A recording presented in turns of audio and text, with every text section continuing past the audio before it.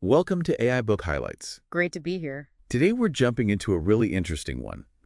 Rupert Sheldrake's Science and Spiritual Practices, Transformative Experiences and Their Effects on Our Bodies, Brains, and Health. Yeah, it's a book that really bridges what some people see as very separate world science and, well, spirituality or personal experience. Exactly. A lot of people are looking for, deeper meaning, ways to feel more connected. And this book digs into how certain practices, often rooted in spiritual traditions, actually impact us physically and mentally. Sheldrake looks at the evidence, the effects on our bodies, our brains, our health. It's quite a synthesis. So today we'll unpack some of the standout ideas he presents, try and get to the core of what he's exploring. Sounds good. Where should we start?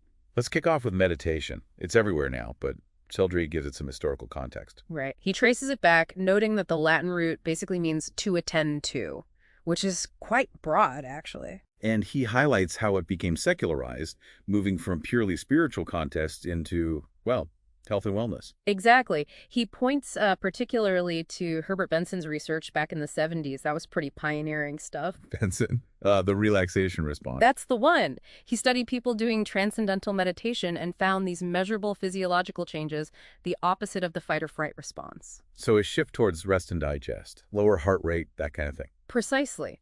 And showing that scientifically was a big deal. It sort of gave meditation scientific legitimacy outside its original context. And then John Kabat-Zinn built on that. Yeah, with mindfulness-based stress reduction, or MBSR. He took techniques mainly from Buddhism and yoga and applied them in hospitals, in clinics, focusing purely on stress reduction and well-being. Stripping away the religious doctrine, essentially. Right, making it accessible. Stress reduction clinics popped up. Benson's methods were taught widely. It brought meditation to a huge new audience by focusing on those tangible health benefits. It's fascinating how that shift happened. Okay, let's move to another practice Sheldrake discusses, gratitude. Ah, yes, gratitude. And he treats it not just as a fleeting feeling, but as a practice. Something you actively cultivate. With real effects, according to the book. Definitely. He cites a lot of positive psychology research, studies showing that people who regularly practice gratitude, like keeping a journal or just consciously thinking about what they're thankful for, they actually report feeling better. Better how? Like happier? Happier, yes, but also more optimistic about the future. They tend to have fewer physical complaints.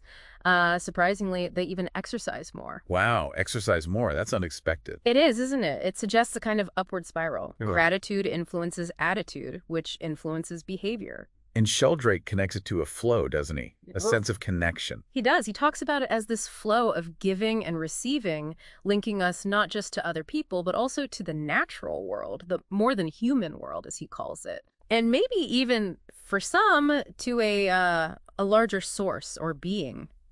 But it's not exclusively religious. You mean like Oliver Sacks? Exactly. He brings up Oliver Sacks's book, Gratitude, written when he knew he was dying. Sacks, an atheist, expressed this profound thankfulness just for being, a sentient being on this planet. That's powerful. So gratitude as a practice has benefits, regardless of belief. That seems to be the key takeaway, a potent way to shift perspective and enhance well-being. Okay, you mentioned the more than human world. Let's talk about Sheldrake's ideas on reconnecting with nature. Right. This is a big theme for him, this feeling that modern society has kind of distanced itself from the natural world. Lost that connection. Yeah. And he contrasts that with older, often animistic worldviews where everything in nature, plants, animals, rivers, mountains, was seen as alive, as having a spirit or consciousness. We don't really think like that anymore, generally. Not typically, no. But he brings in E.O. Wilson's idea of biophilia. Biophilia, the love of life. Essentially, yeah.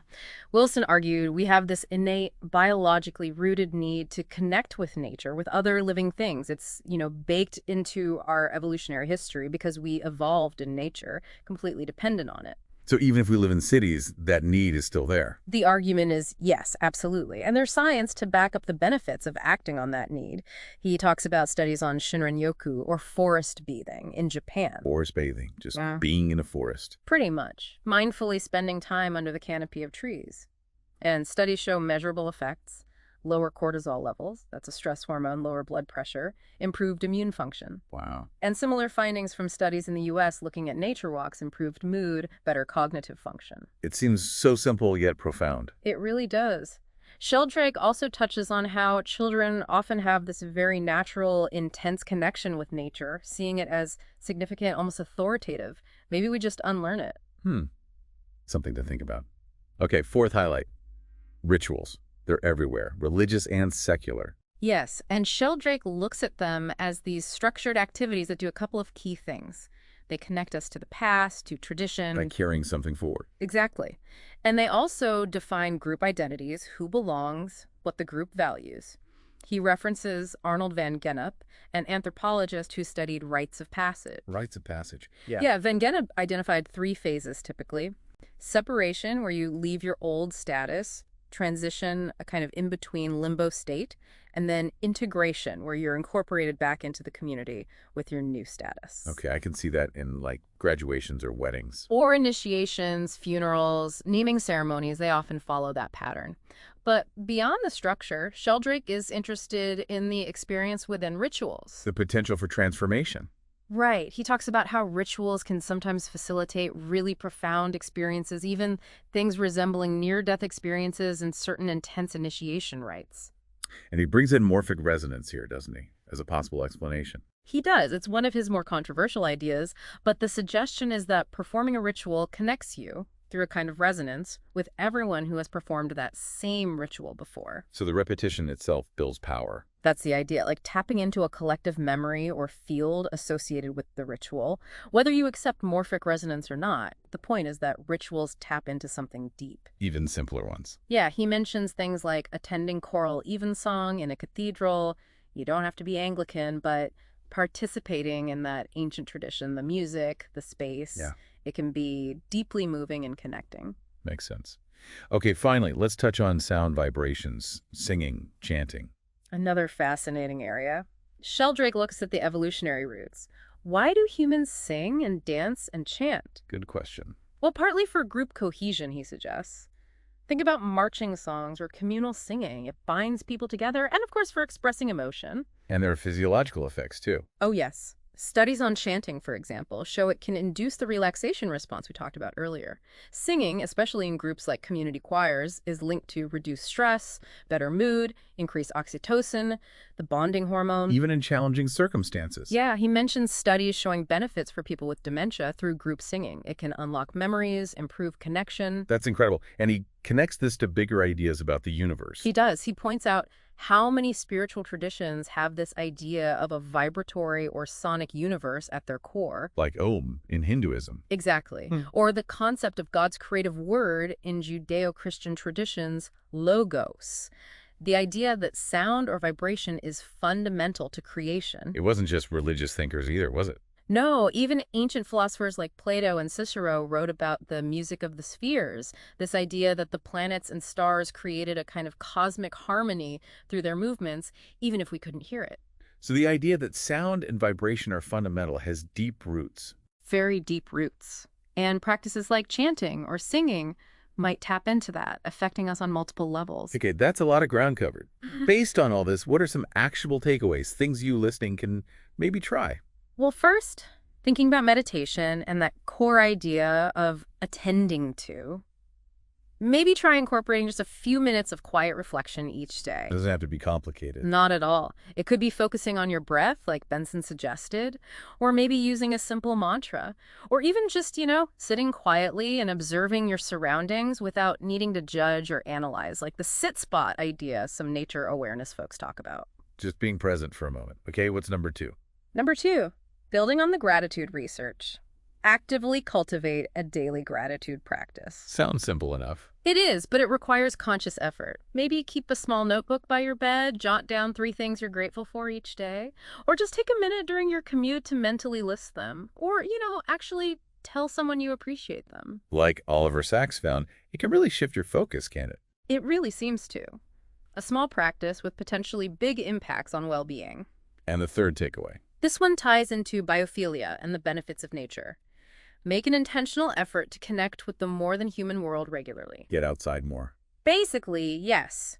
but maybe with a bit more intention. It could be that forest bathing idea, or just a walk in a local park, paying attention to the trees, the birds, or spending time in a garden. Even in the city, you can find pockets of nature. Absolutely. Maybe just noticing the weeds growing through the pavement or the sky. Sheldrake even mentions ancient practices like greeting the sun in the morning, just acknowledging that connection, allowing yourself to feel part of that larger natural system. Right.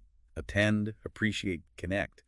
Simple but potentially powerful practices. That seems to be the thread running through Sheldrake's exploration.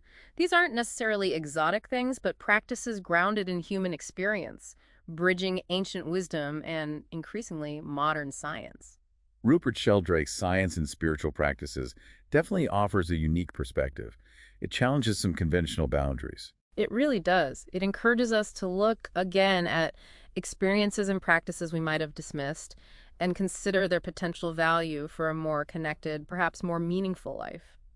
Well, we hope these highlights gave you a good taste of the book and sparked some thoughts. Yeah, there's obviously much more detail and nuance in the book itself. So if you want to dive deeper into Sheldrake's arguments, explore the studies he cites, and grapple with his ideas on morphic resonance and more, we definitely encourage you to get the book. It's worth the read. Whether you agree with everything or not, it makes you think. Absolutely. You can find a link to purchase Science and Spiritual Practices in the description below. Thanks for tuning in. Thank you for joining us on AI Book Highlights.